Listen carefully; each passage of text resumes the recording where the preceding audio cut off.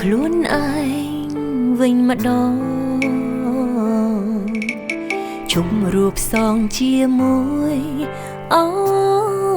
កាំងចាប់ពីពេលនេះទៅធ្វើតាមបេះដូងខ្លាំងព្រោះមិនដឹងថារស់ដល់ចាំងឬអត់រៀនតទួលការពិតខ្លួនឯងព្រោះសំដែងយូរពេកគឺហត់ជីវិតមនុស្សម្នាក់តែងជួបរឿងជូរចត់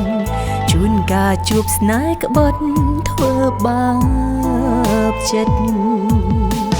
សូមធ្វើតាមបេះដូងបំពេញក្តីសុខខ្លួនឈប់រស់នៅលាក់ពួនការពិតស្រឡាញ់អ្វីខ្លួនមានជាអាហារផ្លូវចិត្តបន្ថែមឲ្យជីវិតមានសេវា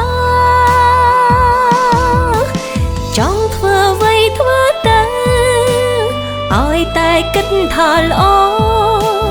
ទោះរើសគូស្រកឬធ្វើការ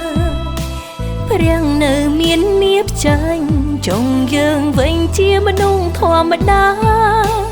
អ្នកណាចង់គិតអីក៏គិតទៅ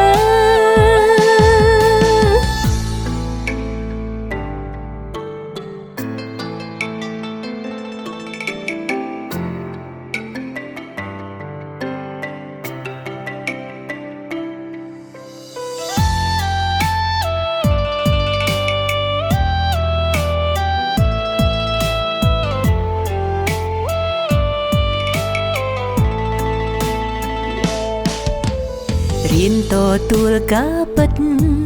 ខ្លួនឯងព្រោះសំដែងយូរពេកគឺហត់ជីវិតមនុស្សម្នាក់តែងជួបរឿងជូរចត់ជួនកាលជួបស្នេហ៍ក្បត់ធ្វើបាបចិត្តសូមធ្វើតាមបេះដូងបំពេញក្តីសុខខ្លួនឈប់រស់នៅលាក់ពួនការពិតស្រឡាញ់អ្វីខ្លួនមានជាអាហារផ្លូវចិត្ត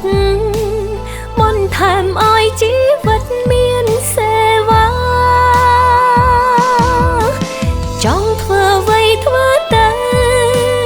ឲ្យតែគិតថាល្អទោះរើសគូស្រកឬធ្វើ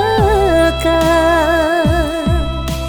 ព្រាំងនៅមាននៀបចាញ់ចង់យើងវិញជាមនុស្សធម្មតា